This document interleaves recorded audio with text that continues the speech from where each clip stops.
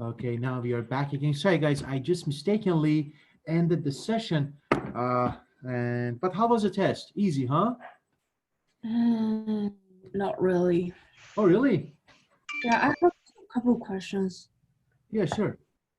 Yeah, so, okay, wait.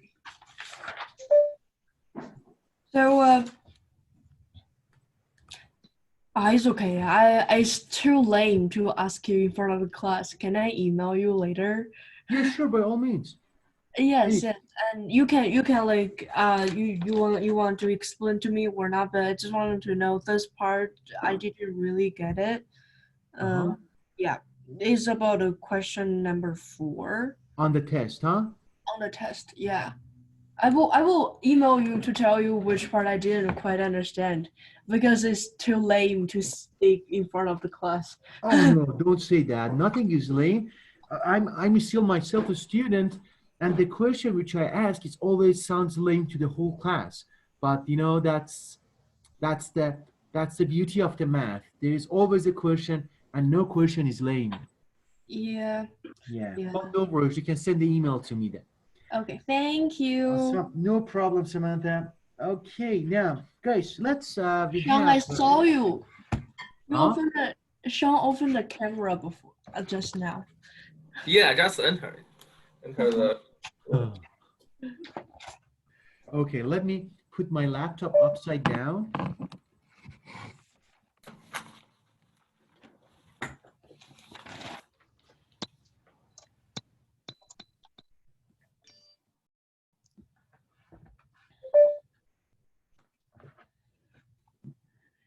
This one here.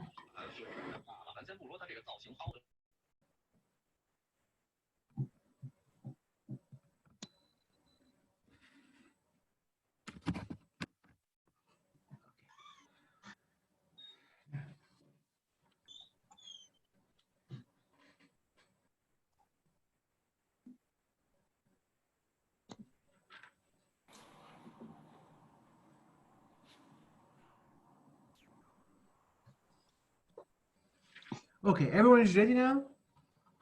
Yes. Great.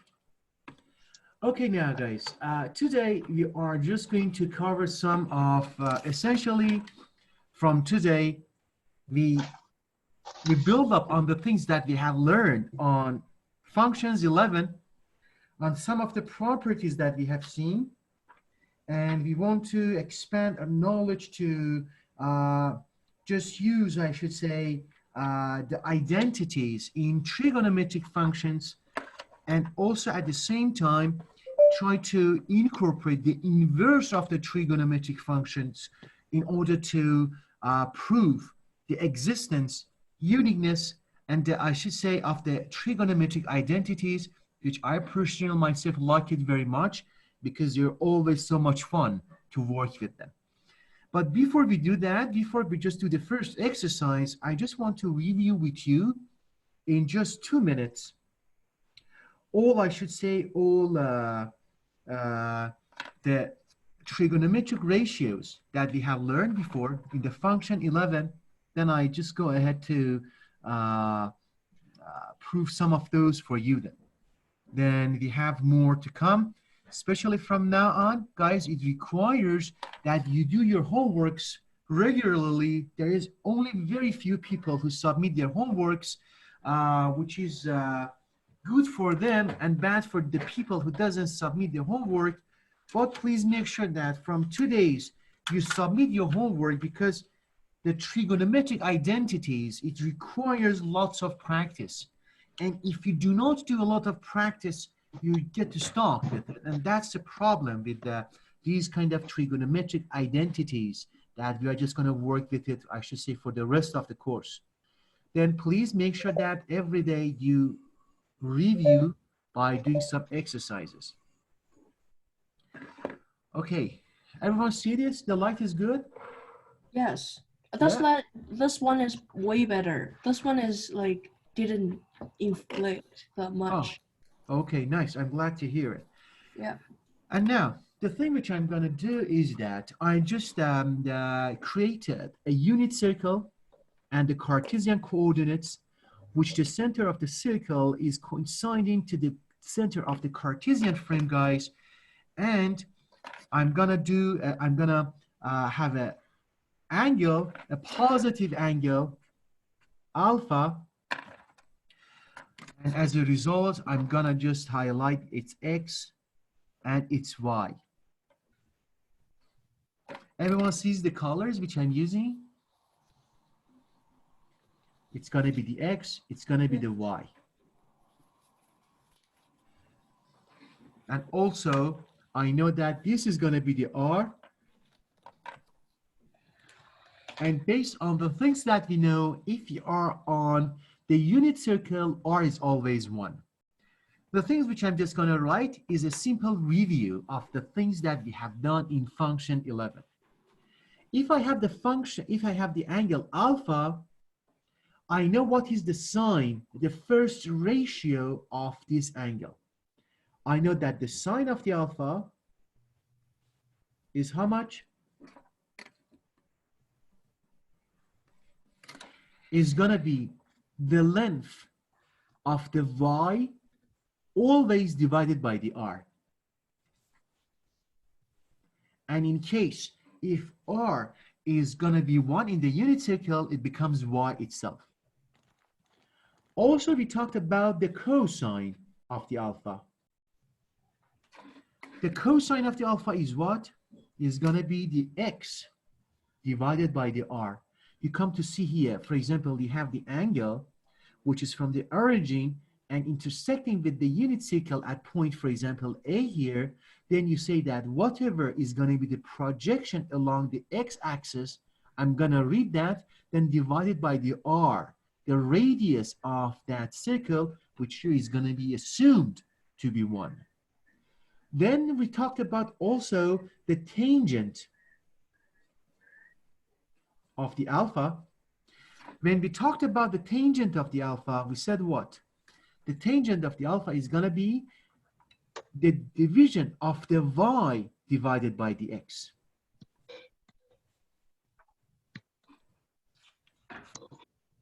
Which essentially, if you remember from the functions 11, then the tangent of the alpha is essentially nothing than the division of, as a kind of the first thing which you learned, the tangent of the alpha is essentially a simple ratio of the sine of alpha, of the sine of the alpha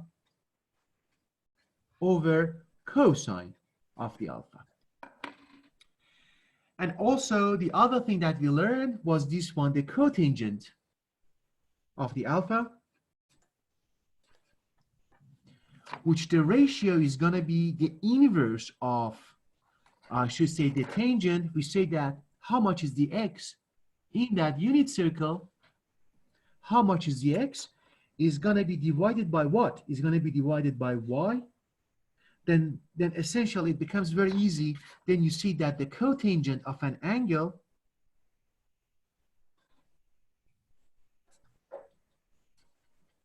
is essentially the ratio of the cosine of the same angle divided by the sine of the same angle.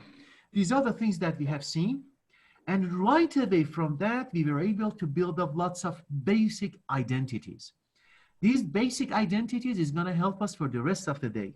The first one, which you can see from these identities, and if you remember it from function 11, is that the tangent and cotangents are the inverse, which it means, look at these guys, the tangent is sine alpha divided by cosine alpha, but the cotangent is cosine alpha divided by sine alpha. You see that they are inverse of each other.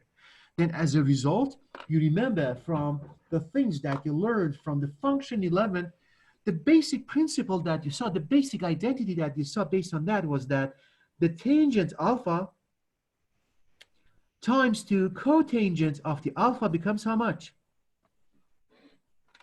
Becomes 1. It was the first identity that we saw that in function 1. Sorry, function not 1, function 11. And it's so easy to prove it because the tangent alpha is inverse of Sorry for interrupt. Can you move your paper towards to left? Like, yes, there we go. Awesome.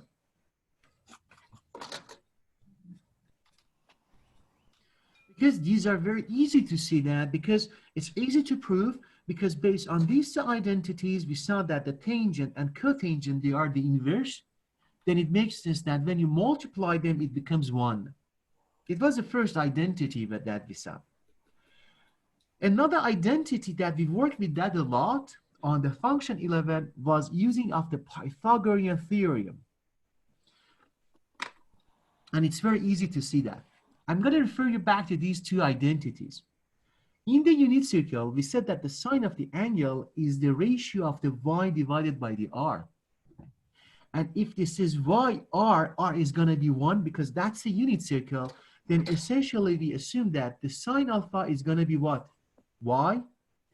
And the cosine alpha is going to be x because r is going to be 1. Then guys, from the things that you have learned, you know that based on the Pythagorean theorem, you know that the x squared plus y squared should equal to what? Should equal to 1. I say r squared because that's a Pythagorean theorem, but r is equal to 1, correct? Then it seems that what is x squared? It's cosine squared of the alpha. What is y squared? It's sine squared of the alpha. Then it's equal to r squared, which is 1. It is one of the most fundamental and widely used identities in the basic trigonometric function that we have covered that in the past, which I am sure you are gonna love it too much. These two identities so far, they were, I should say, omnipresent, widely used in trigonometric identities. That the sine squared plus cosine squared is always 1, and tangent alpha times cotangent alpha is also equals to 1. These were the basic two identities that we learned in the past. Also, before I finish with these reviews, I'm going to go back again to these identities, sine alpha and cosine of the alpha. Sometimes you saw that in the basic, sorry, give me a couple of seconds to sip on my coffee before it gets cold. And what we saw that in also function 11, that we introduced two other, I should say, ratios, that we said that inverse of the sine, which I'm going to write it here because we are working with them a lot, we said that the 1 over sine of an angle, it is called cosecant of that angle. Because we worked a lot with the inverse of these basic ratios, we just invented a name for them. And also the other one, which we worked with it was this ratio, the inverse of the cosine of the alpha, which we call that the secant of the alpha. These are essentially 6 trigonometric ratio and 2 important identities from function 11 of the trigonometric ratios. This is a kind of a review which we had. Okay. Guys, any questions? So far? I'm pretty dead. Good. Super. Awesome. Now, based on the review which we had, I call it page 1, we are going to do something. We are going to use these identities that we learned so far to start the pace very slow. I'm just going to say that, okay, guys, then I'm just going to want to give you one identity. And the purpose is that we use these 6 ratios and these 2 identities that we learned so far in order to see how can we just prove some identities in the trigonometry. For example, imagine that I have sine alpha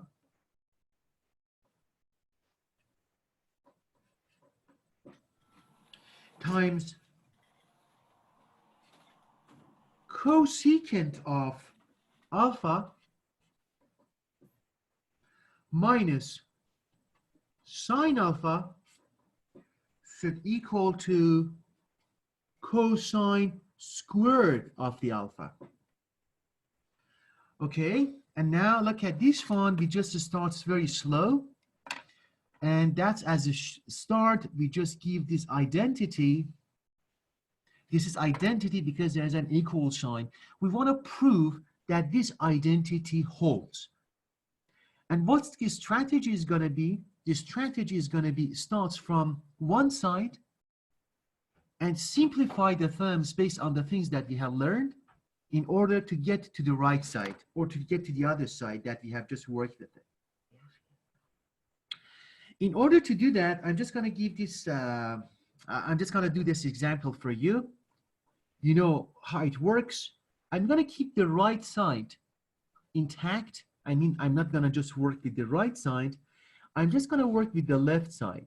Then what I'm going to do, I'm just going to multiply sine alpha to the terms inside the parentheses because based on the things that you have learned is that you have to multiply sine alpha to these terms in order to simplify that. I'm going to expand it. Then what do I get? I get sine alpha times, I'm going to write a different color, cosecant of alpha minus sine alpha. Sine alpha equals to what? Cosine squared of alpha. You see, I'm not going to change anything on the right. I keep it intact. But guys, based on the ratio which you have seen, cosecant of the alpha is what? Is the inverse of the sine alpha, huh? Am I right? I'm so confused. Then sine alpha times cosecant of the alpha becomes how much? I'm sorry, I don't know. I'm just really confused right now. Okay, no worries. Samantha, Teacher. go back to, no, I'm going back. You have it probably Sir. right on the other page. Look at that. The cosecant of the alpha is the inverse of the sine alpha. Huh? Yes. Then, to me, it sounds plausible that if I multiply cosecant of the alpha to sine alpha, it becomes what? Because they I'm are sorry. inverse. I can't see it because the paper reflects Yes. a lot. Is it good Sir. now? Sir, can No. you move a little bit? Let me go back there. Is it good now? Yeah. You see this? Yes. Okay. I'm going to write it here. I'm just going to write it as a note. We talked about the fact that the cosecant of the alpha is what? Cosecant of alpha Is x the inverse of the sine alpha. Okay. That's right. Sir. It's one of those 6 trivial ratios. Hi. Hello. Hi, Hi, Arya. sir. Yes. Teacher, can you move a little bit?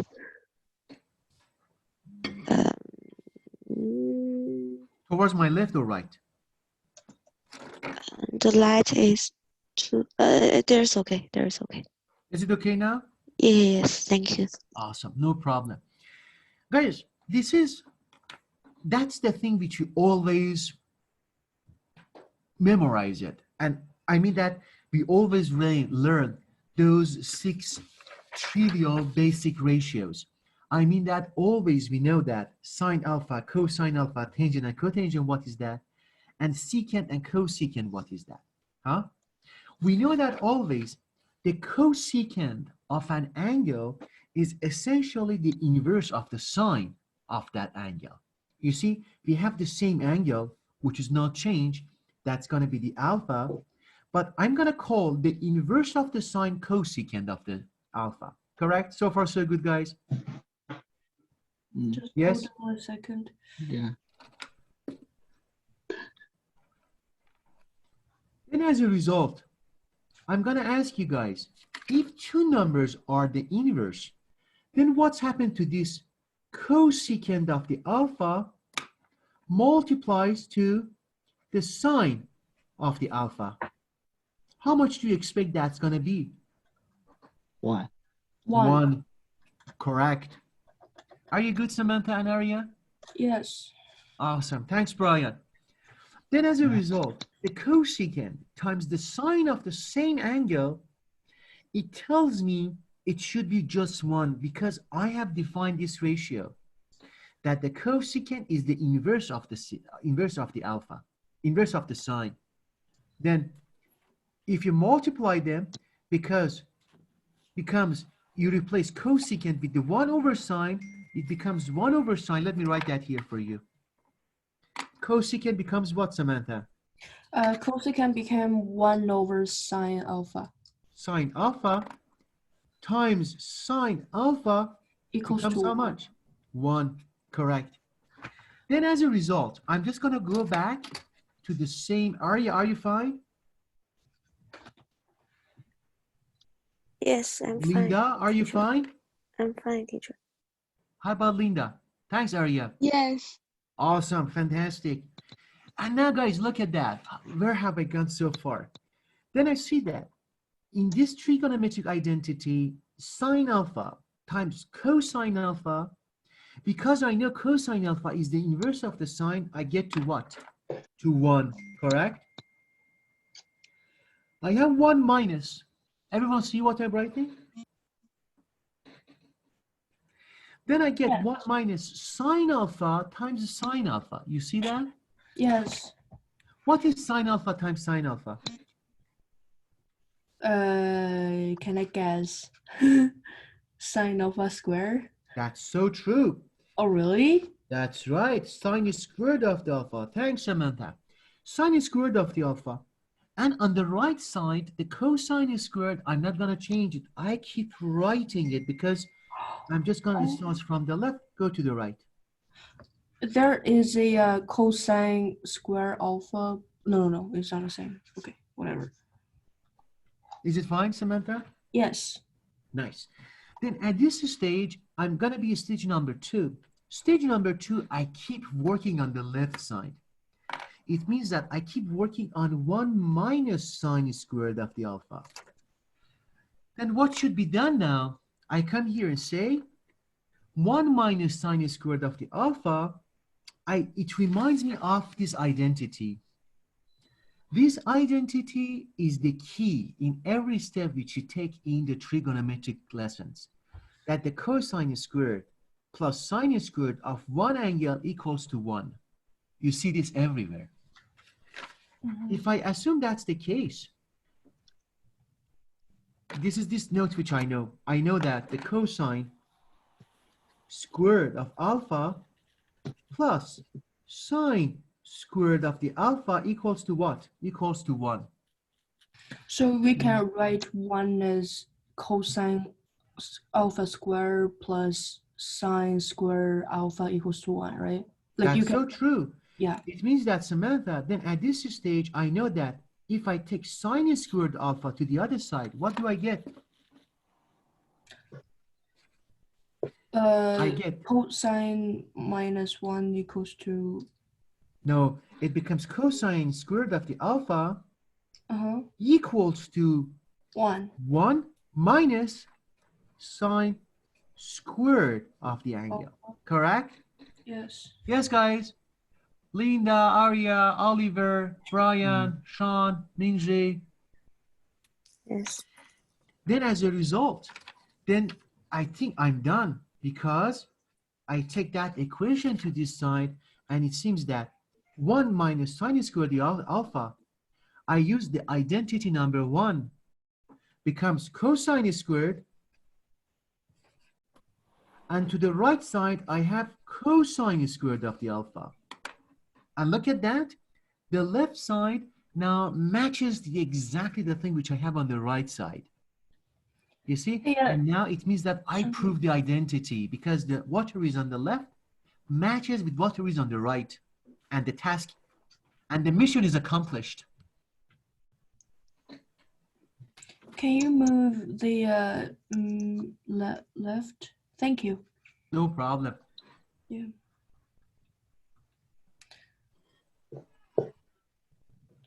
A little bit more, please, because something I still can't see. Thank you. Is it good? Yeah, it's good.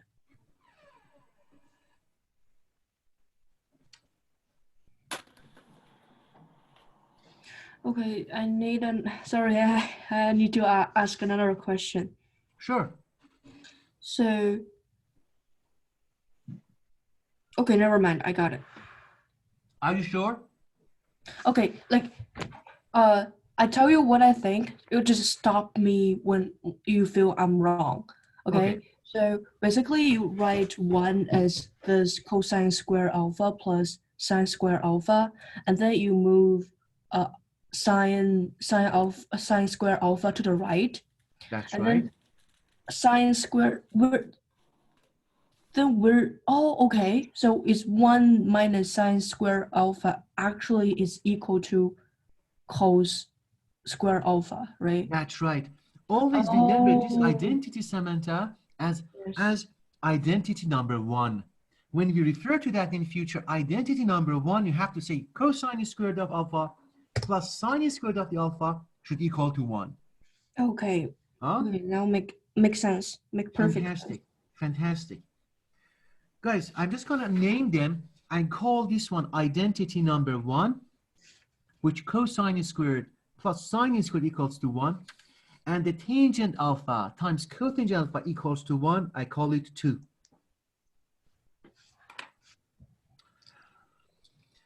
Okay. Okay, just sorry, hold on a second. Yeah, sure. I need to make a little note.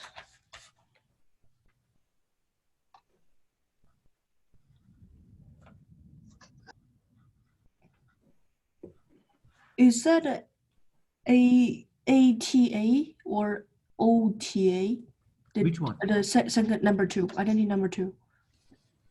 TAN, tangent. Yes, and COT, cotangent. oh yeah. Sorry, my Thank you. handwriting is so hard to read it. Oh no, it's not your fault. There we go. I got it. Thank It's you. the fault of the COVID-19 that we cannot be in the class. Yeah, that Because on the whiteboard, the quality is much better. Yeah, but it's okay. Just keep going. I'm good right now. I'm clear a lot.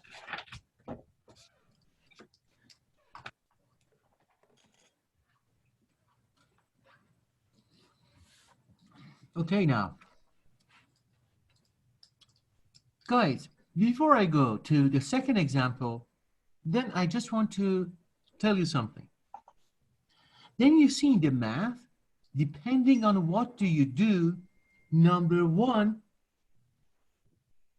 can have very interesting meanings. When we were working on the logarithmic functions, we saw that number 1, whenever you were working and you saw that there is number 1, you say that, okay, 1 can be expressed as the log of a with the same base a. And it was helping us a lot. And now you will see that in trigonometry, number 1 can have 2 different meanings. Wherever you see number 1, it can either means that you have to write it, express it as the square root of the angles sine and cosine, or depending on the context, 1 can be written as the tangent alpha multiplies to cotangent of the alpha. You see that? Then in the advanced function, wherever you see number 1, depending on the context of your work, number 1 can be expressed as a log function or as a trigonometric function. Then it's not like the algebra, 1, okay, it's 1. What can I do with it? 1 can be a complete expression in terms of the logarithmic or trigonometric function. Isn't that beautiful? Yes, sir, guys? And I'm Yes. sure you are excited to see how math is pretty. We call the advanced function anymore pretty math. Okay. That's scary pretty. No, I'm sure you're gonna love it. Okay, now I'm gonna go to the second example and we finish the day with it. It's gonna be this one. I'm gonna write it as 1. I say 1 equals to cotangent squared of x times secant squared of x. What else I can say? Oh, it should be minus cotangent squared of x. Okay.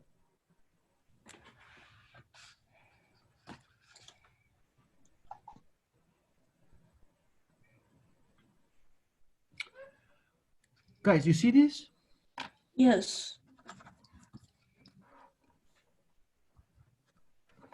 I'm going to write it as an example.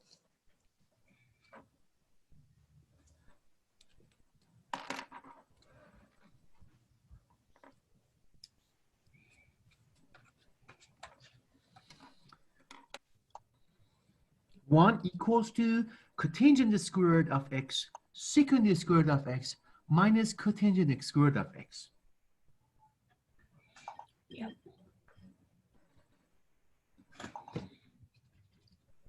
Okay. We want to prove this. I'm going to solve this also for you. If you want, you can just do it on your own. But because we have only 10 minutes left, I'm going to solve it myself, explain, and you do additional work on your assignments, on the homework, which I'm going to post it today for you then. And remember, guys, from now on, the homework is key. If you fail to submit your homework, you lose marks. And then at the same time, you do not learn anything because these identities requires a lot of practice. Okay, now, for this one, I see my identity has an equal sign. On the left side, I have one expression, and on the right side, I have one expression. I cannot do much with 1, but let's keep it 1 there, and I just work on the right side, which I have more terms, which it means that it gives me more chance to play with it, to do some manipulations, which I can do that hardly with 1, except to write it as a tangent times cotangent, but it's not going to help me a lot. But let's work on this, the right side. Then what I'm going to do, I'm coming here to say, okay, I'm just going to select the right side and work with that. I can see that I have cotangent squared, secant squared, minus cotangent squared. Which term is common in there? First of all, my question to you guys is that, how many terms do I have on the right side? 3. No, the right side. Oh,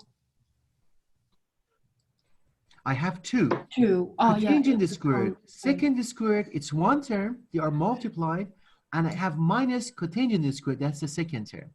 But Samantha, you're right, because I have 3 expressions, but 2 terms, because there is 1 minus between them, those 2 terms. And the cotangent squared is a common factor between these 2 terms, isn't that? Yes. Correct? Then what happens if I come here and say I'm going to factor cotangent squared of x from both terms?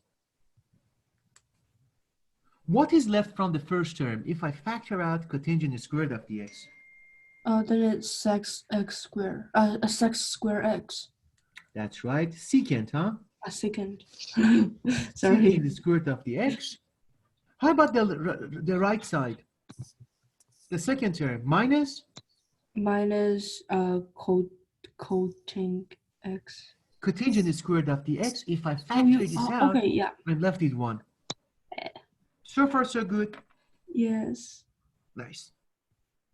And now, what's going to happen later, guys? I have secant the square root of the x minus 1. Okay, but what is that term? I'm gonna focus, I have my microscope and magnifier focusing on this term right now. What do I have? I'm gonna write it here with a different color. I have, guys, secant the square root of the x. What is a secant, guys? Secant Is inverse of what? Cosine. cosine.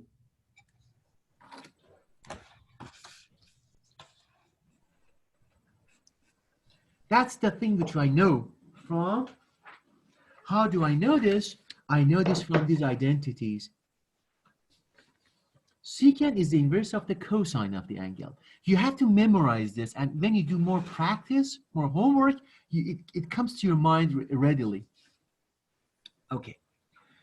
And now, if I have the secant squared, then as a result, what is going to be the secant squared of the x? Becomes 1 over cosine squared of the x, correct? Correct. Because if I have secant is the inverse of the cosine, then if I both sides, I can take them to the power 2, then it's going to be very easy. That's very normal to expect to happen. The secant is squared, the cosine is squared. To any power, it's valid. You can go to the power 3. But for this case, because I have the secant is squared on the main problem, I take it to the power 2. Any questions so far, guys? No. How about Linda, Arya, Sean, Oliver, Brian? No. Everyone is fine? Yeah. Good. Then I know that the secant squared is 1 over cosine squared. But guys, look at this one in the parentheses. I'm trying to rebuild the thing which I have inside the parentheses. I have cosine squared minus 1. Then it means that the cosine squared, sorry, not cosine, secant squared. Then it means that secant squared of the x minus 1 becomes what? Becomes 1 over cosine squared of the x minus 1, correct? Correct. Which it becomes equal to what? I'm going to take a common denominator. What is a common denominator between 1 over cosine squared of the x and minus 1? Cosine square x. That's right. It's the cosine squared of the x. Then it becomes 1 on the top. Minus cosine square x. That's right. Cosine squared of the x. Okay, guys, please check your identity number 1. What is 1 minus cosine squared of the x?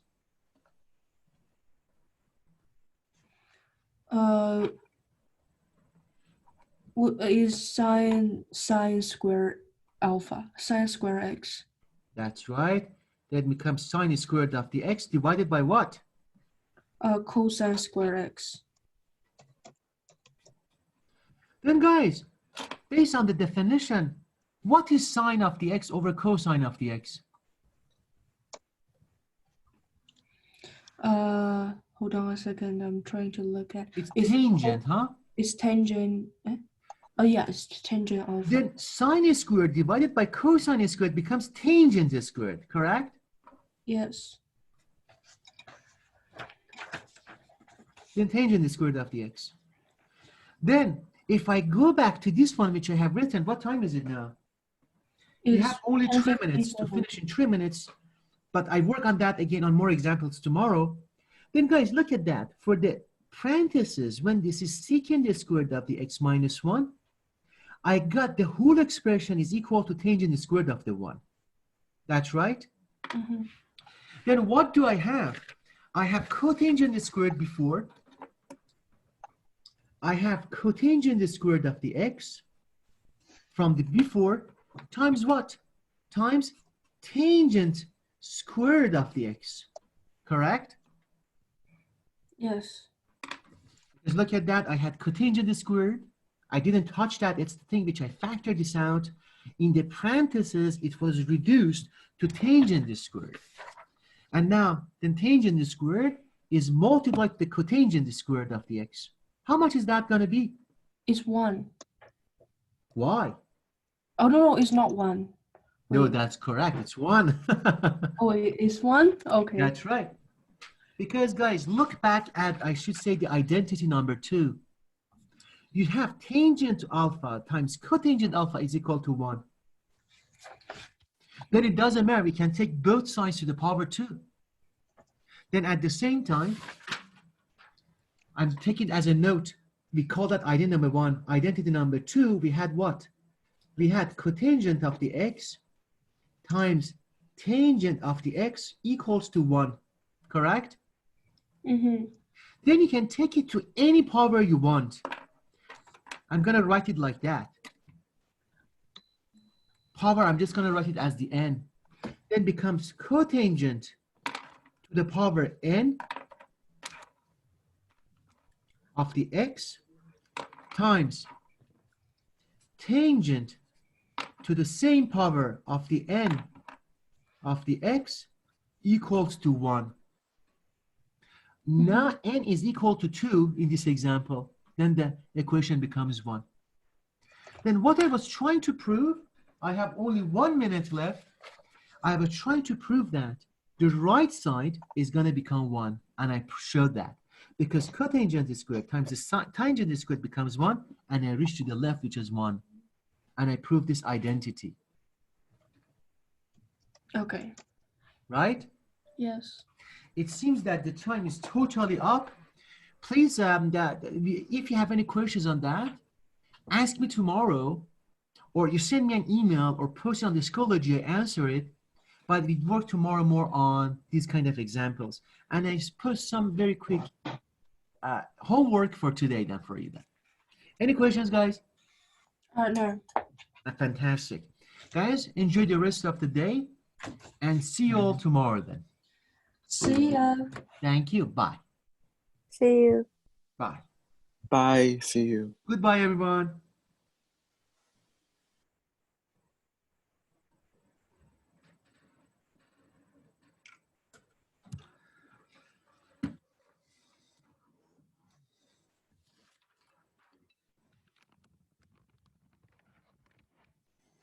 Bye, Brian.